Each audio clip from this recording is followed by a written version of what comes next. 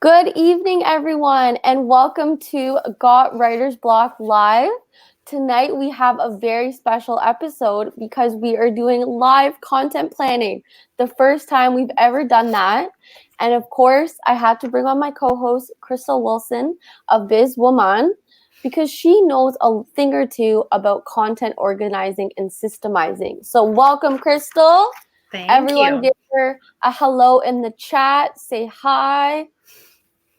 Lisa, I know you're trying to join us. Please join us via the link. And Crystal, why don't you introduce yourself? I know you yourself work in admin and project management, so tell us more.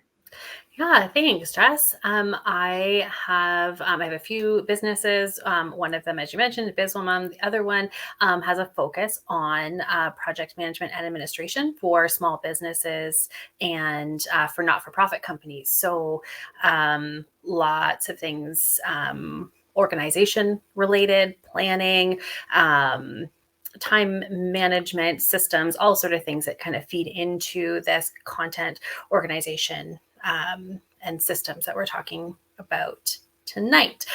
So it kind of blaze over. And then with BizWomen, there is some more kind of content creation and planning and that sort of thing. So kind of two worlds crossing over in this first section. And you find that because you're a mom yourself, that you're a mom, you run a business, that if you plan in advance, you can actually get your content out and people reading it and kind of having a consistent brand. Yeah, it's the only way it can happen. Doing it like by the seat of my pants, it's mixed messaging, it's confusing messaging. Nobody kind of knows what you offer, what you have for them, because you're just kind of firing out what's on your mind at the moment. And that is not an ideal way to grow your audience or get people to trust in your brand. Exactly. You kind of need to sound like a broken record. And if you think you're starting to sound like one, you're doing it right. Yes. Yes.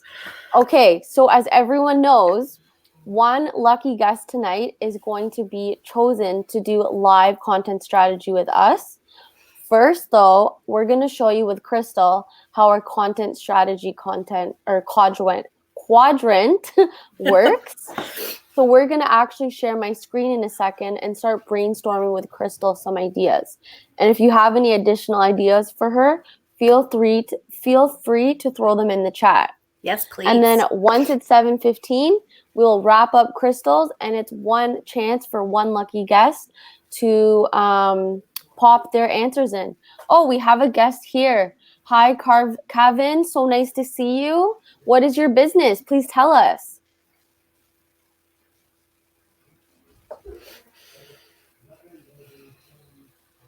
Kevin, what is your business? Put it in the chat.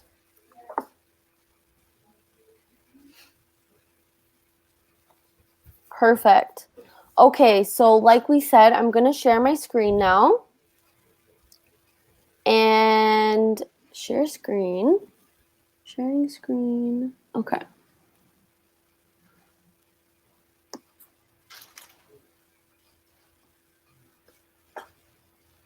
And we are going to go into the content quadrant. Crystal, can you still hear me? Yep. Okay. So in the content quadrant, there's actually 4 different boxes. There's the educate space, which you're going to teach people in your audience something about you. Then you have the entertain space. Depending on your industry, this may also just be interesting facts about you. Not every company is going to be entertaining. Then we have the engage space. So this is anything that relates to building connection with your audience and really engaging them to learn more about you and you to learn more about them. Then we have the promote square. I know a lot of people are scared to promote their stuff, but there's a way to promote and actually get people to reply and not seem spammy. Do you agree, Crystal? Absolutely. Yeah. Okay, beautiful. So we're going to start filling this in for Crystal's business. So if you run project management and admin business, let's think about what you can educate people on in in your business? What can you educate them on? We can educate on time management. Mm-hmm. We can educate on, you're gonna have to add a text box there. We can That's why. educate, Okay, yeah, one sec. on options for different systems that people can use, whether it's, project management system or a email management system, anything like that. People tend not to know. What tech to use Yeah, people for don't know project what's management available. or admin? Beautiful. What else can we educate people on? Oh, perfect. Hi, Kevin. So Kevin is a copywriter and does NLP for solopreneurs. Beautiful. Okay. So keep staying on our live, Kevin, because you may learn some tips from Crystal, and then you may be our lucky winner. We'll see. Okay, so educate on why project management. Beautiful. And I don't know exactly how to say it succinctly, but project management for different learning styles. Some people might do really well with a chart. Some people need things to be color coded. Some people need to be able to see everything all at one time. But some people, that just blows their mind and they don't want to do it anymore. So different personality styles, people who are more visual, people who like let's think. Maybe they like color coded. Sometimes you need to see the end goal. Sometimes you only need to see the next step, kind of depending on how you take in information, right? So that's 1 second. I'm going to get Lisa to try and come in. Okay. Reload on my profile.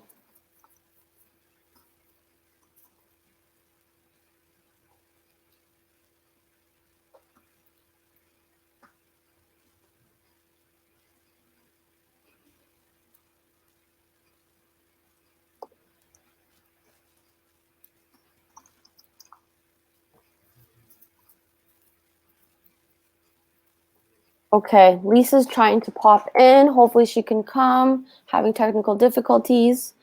Okay, so yeah, that's really good that we're talking about different personalities because everyone in business is going to have different learning styles. So maybe color-coded.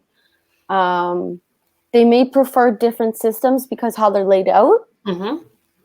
Preference of systems, how laid out. I know with me, I like things that are really simple because I'm not that techie, but someone who understands system may want something more robust. Mm-hmm. So simple system versus more robust. And then what about talking about like why they need it? Like why different people would need a simple system or when you need to go to a more complicated system? Yeah, absolutely. Always want to talk about why. Why you need different systems. And even, for example, for content strategy like we're doing, we could probably use the same project management tool as someone who's a marketing manager, right? Yeah. Because we have similar tasks.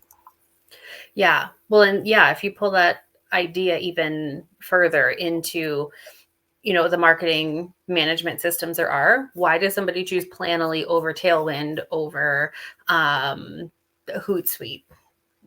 Exactly. For example, right? There's a lot to go into as far as education in that sort of. That's a really good point. So you can explain different scheduling softwares for social media. Yeah, the benefits of one over another, or that sort of thing. Mm-hmm. Yeah, and benefits of one versus other. Okay, amazing. Should we go on to engage? Sure. Sure. So we got a lot of meat for educate, which is really good. Let's go on to engage. Okay, so engaging with the audience. So a lot of stuff within kind of the admin project management world and the marketing and content creation world as well requires you to have like trust, like really strong trust with the person that you are handing over these parts of your business to. And so a lot of what I like to look at in engagement is stuff where they're getting to know who I am as a person. What can you expect from me? So those things like, you know, 2 truths and a lie. And Okay, I'm gonna write that one down. So she said 2 truths and 1 lie. Like my top 5 business books and asking them to share their favorite recent business read, something like that. Same thing for podcasts. People love to talk about favorite read. what podcasts they're listening to. Same idea for podcasts. Absolutely. So you're sharing, this engagement can be a little bit like thought leadership, like you're sharing some of your favorite things. This is also a way to kind of get to their pain points, right? So if we spend some time within our engage time asking them specifically about what we think their pain points might be, so we can make sure that we're addressing them properly. We ask people what's going wrong or what's going well, or what they've recently found a solution for. People get excited to talk about that. Makes them feel good they solved a problem, or makes them feel hopeful. Maybe you can help them solve a current problem that they're having. And that's a nice, easy way to create engagement. Yeah. So learn more about people's pain points.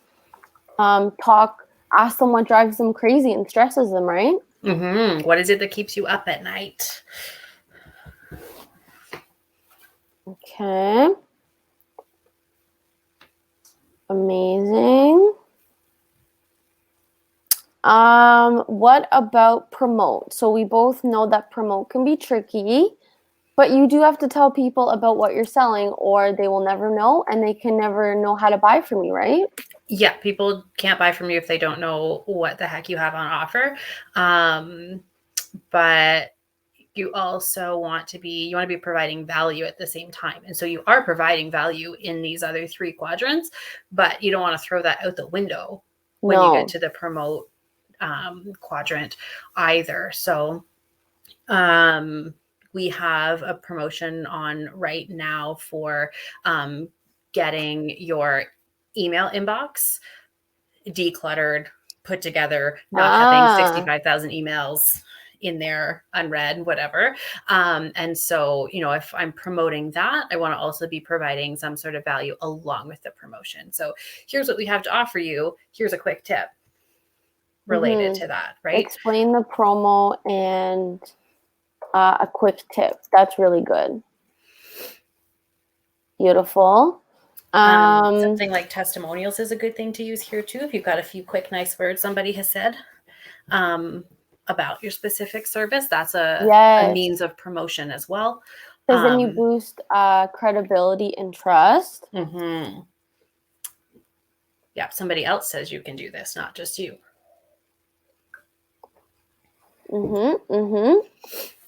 That's really, yeah, exactly. It's not just you saying, oh, we do this. It's someone else saying that. Perfect. Yeah. If you can get a video testimonial, even better. Yes. Even better.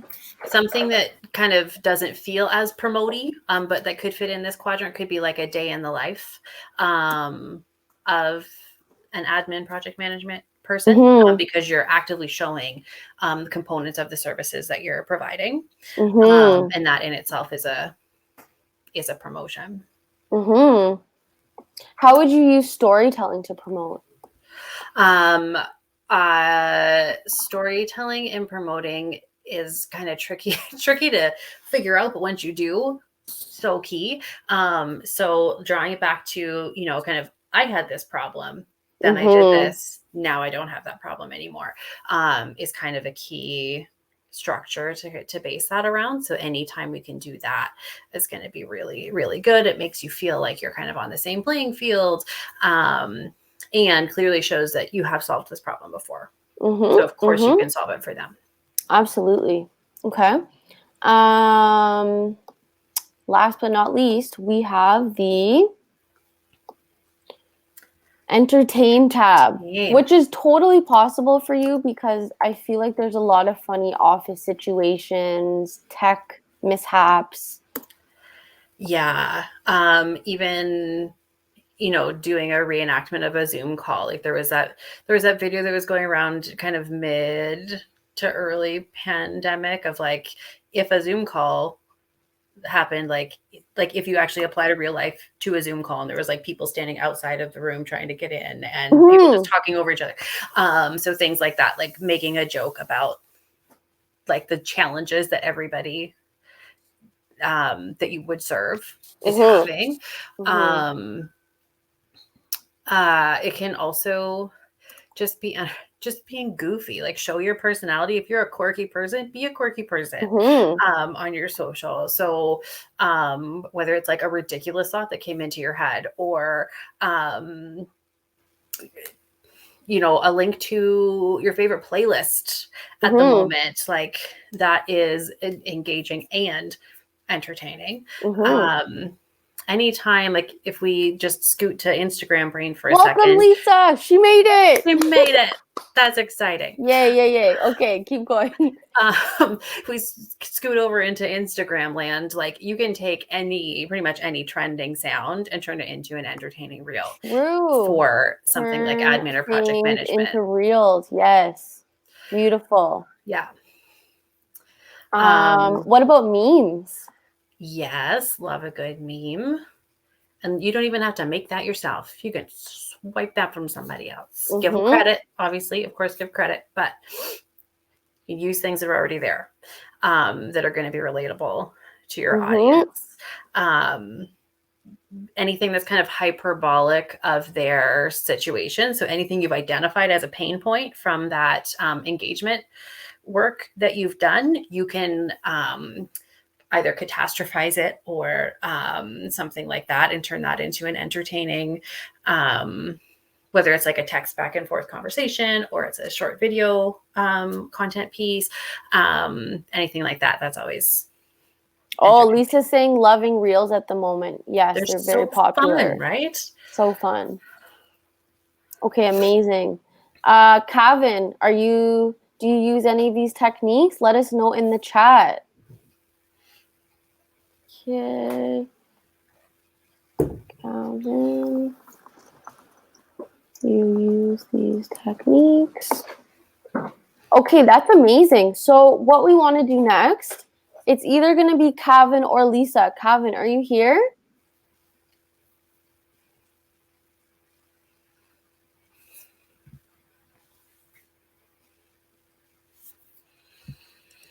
Okay, let's check. Seems like we might have lost Calvin, but luckily for Lisa, you can be our live guest for content coaching. Woo! Okay, Lisa. So what we're going to do is we know your business a little bit because we saw you on LinkedIn, but can you type in the chat which business you want us to focus on?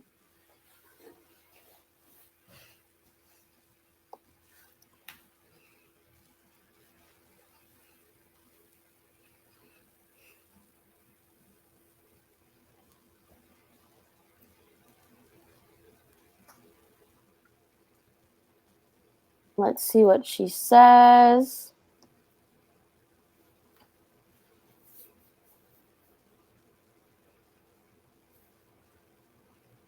The book, okay. Can you tell us what it's about?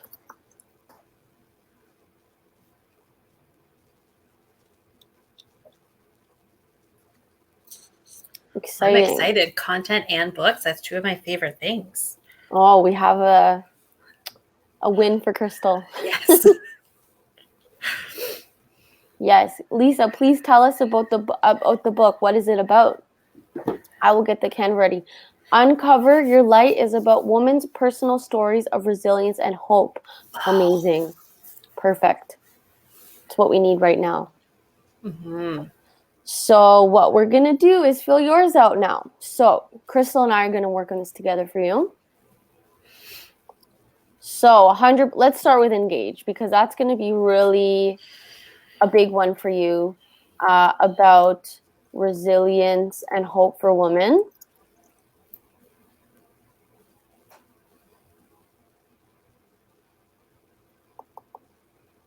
So I'm already thinking, Crystal, chime in, that for the engage, Lisa can tell us apart from the book about resilience and ask if they've ever felt that way.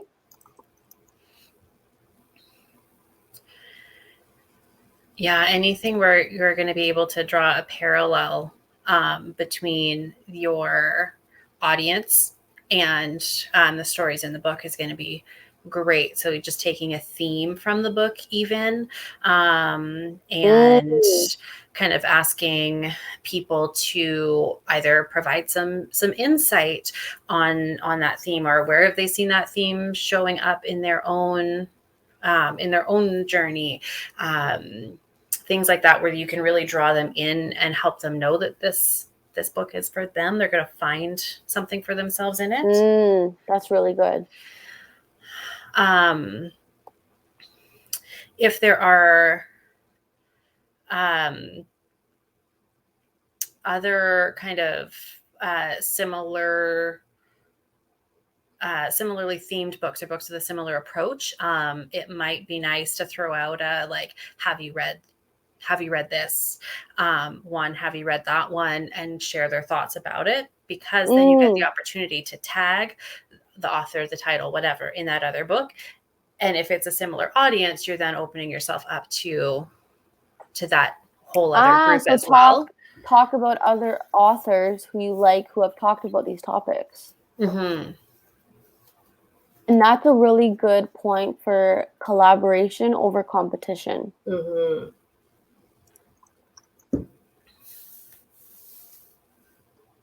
Ask women to tag them and share their story. Really good for collaboration over competition, to grow your audience. And allowing the women in your, I'm assuming it's a primarily female audience. Women, yes. Yeah. Allowing them to kind of shout out to other women in their life who have displayed some resilience, or who have learned some really important lessons, something like that, in like a tag a person who blah, blah, blah, blah, and encourage them to share their story, sort of a way. So you're drawing other people to the content, and also allowing people to share their stories as well. Might give you some fodder for future publications. And then also it's just kind of magnetizing people to you. I have an idea. For example, there's an author that is in your community called Lynn McLaughlin, and she writes about mental health issues and resilience. It's a book about a young boy, and that could relate kind of to you, because it's about mental illness, resilience, and you could be good cross-promoting partners.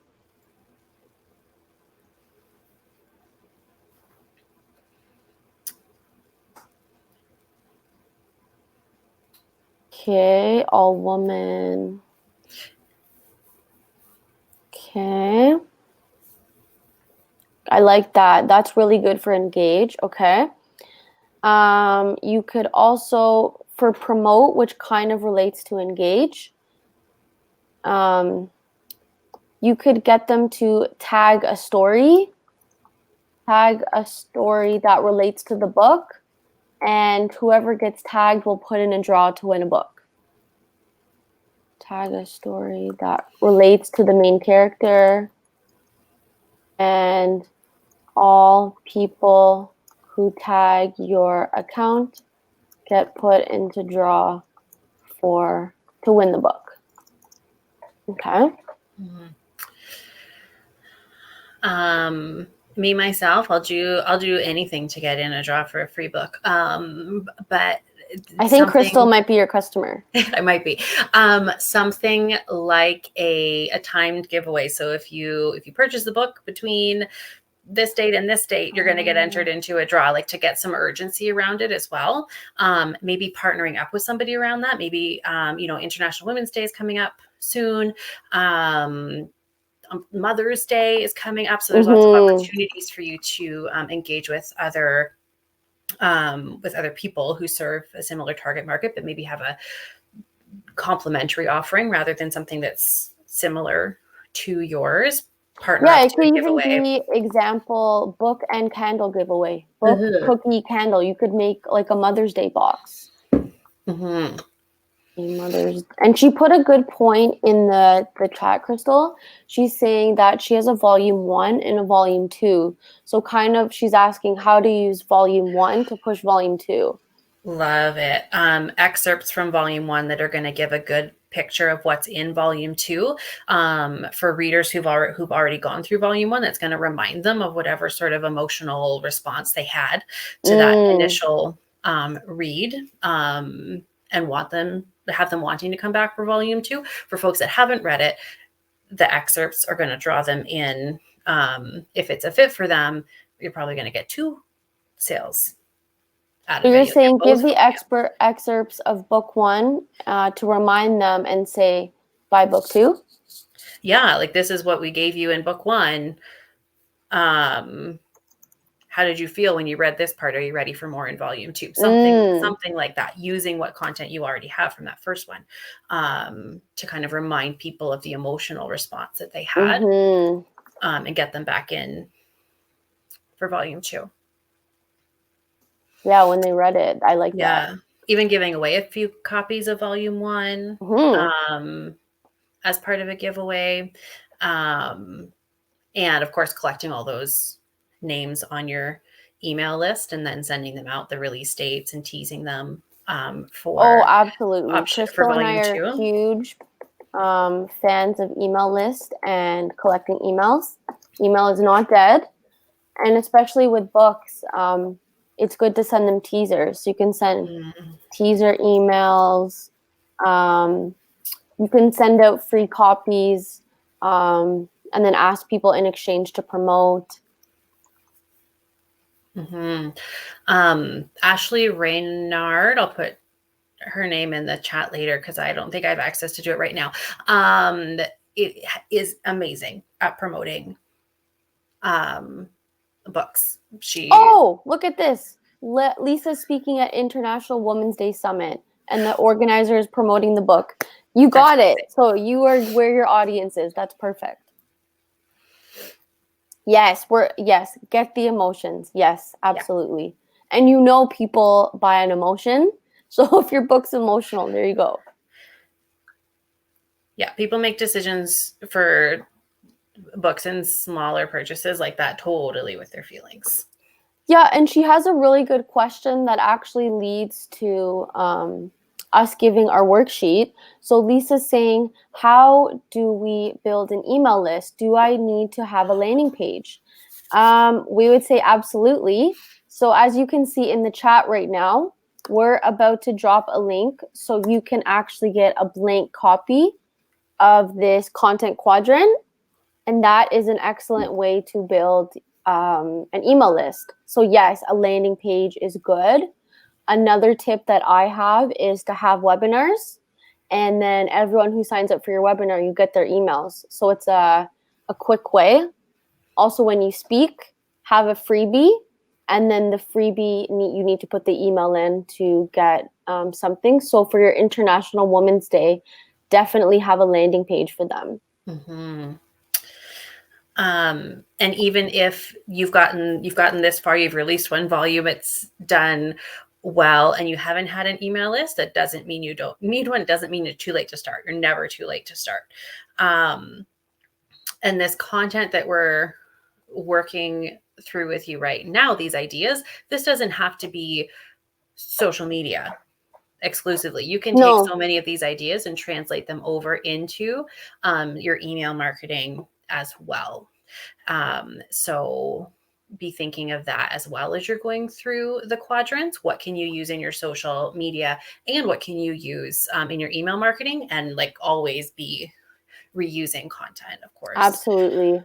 We'll do the last one quick. We don't want to take too much time, but for entertain, you can play on, you could do sad humor, like when you're really distraught, but then it's actually a little bit funny. You need to be careful not to offend people, of course. A little bit of dark humor never hurt anybody. Dark humor. Not everyone likes that, but depending on your audience, Crystal and I will read it. We'll start laughing. Even for entertain, also, you know, if you're loving the reels, that's great. Yes. Do just be reading the book in different locations, or recreate situations that are in the book. True. Pretend it's a TV show. Yeah. And so many people see reading as one of their kind of main self-care activities as well. So if you can do a reel where you're combining like a shot of the book, a candle, a glass of wine, or water, whatever your fancy is, getting a bath ready, that sort of thing. It's like, it's a lower energy sort of entertainment. Yeah, self-care plus book photo series. There you go, photo series. Capture your book in the wild. Do you see people reading it? Do you see it when you go into a library? Do you see it when you see it in your local bookstore? Take a picture, and do a whole like title of the book in the wild hashtag, something like that. I love that. A playlist that goes, I really like playlists. Playlist and book, that would be really that fun. can go along with the book, like songs for chapter 13 or whatever it is, something like that would be fun. And with the playlist, you could partner with a local artist and say, oh, I listened to this. I love Lisa loves these. She goes, love the idea of reading in various locations, love the photo series and the wild. Yeah, I think you could partner with a local artist for the playlist, and you could help each other.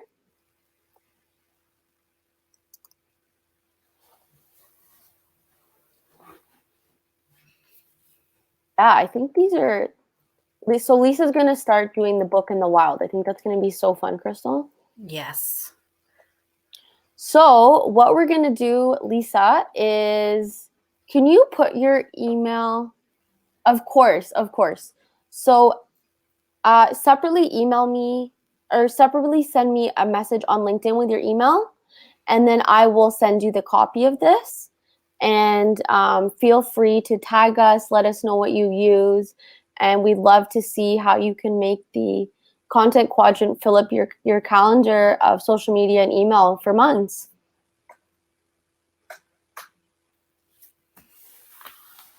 Okay, so I am going to stop the share. We're officially done her quadrant.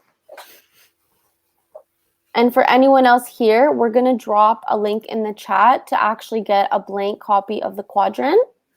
Here we go. Blank worksheet of quadrant. Content quadrant.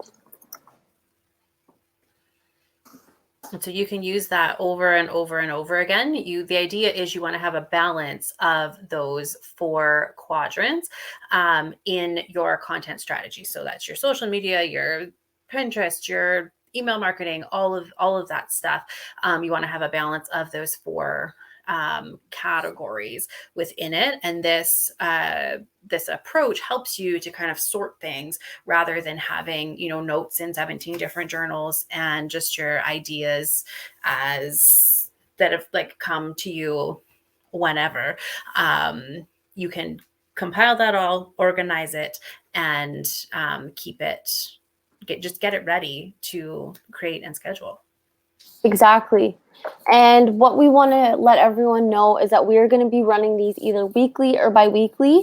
And just like you saw with Lisa, you have a lot of content already. Like, she's going to use things from her book. She's going to use things from her book, use content she already has, and maybe you already have blogs written. Maybe you went on someone's podcast, but no one has seen those things, right? So you want to collect those all and you could probably fill them into a quadrant. So next time, we're going to talk about using your existing content, coming up with new ideas, and putting it into the quadrant. So the quadrant is multi-purpose. It's not just for brainstorming things that are new. You can always use things that you have, and Crystal and I will tell you, you probably have more content than you think, and you don't need to go out and write more. Okay, Kevin has a point. He said, love these ideas. What is your thoughts about short form content? Works really well. Yes, short form content is the number one thing right now. Whatever, say it's a post or a video, if it's a video, like 30 to 60 seconds max, and just one topic or one theme. People like really like bite-sized, especially on LinkedIn. They just want to scroll, watch, and be able to digest that. And that goes with like why reels are so popular, because they're like 6 seconds and people scroll through. And you've got 3 seconds to grab people. That's it. So your hook, anything that's going to make them want to actually stop within the first 3 seconds. Absolutely. Great question, Kevin. And Lisa, thank you so much for being our guest for the content strategy coaching. We're going to email you that after. We'll talk to you. And Kevin, thank you so much for your great input. Crystal, also thank you for coming and being my co-host tonight. This was a blast. It was so much fun. I can't wait to do it again. Yes, so we will see everyone either in a week or 2 weeks. We will give you an invite and we will learn all about repurposing your content, because you already have so much. Let's figure out a way to put it in the content quadrant. So again, I'm your host, Jessica Bennett of Got Writer's Block, and this was Crystal Wilson of BizWomen. So everyone, don't forget to download the content quadrant worksheet. We put it in the chat so you can test it out yourselves. And feel free to tag us and let us know if you're using it and how it's going. Bye, everyone. Have a great night.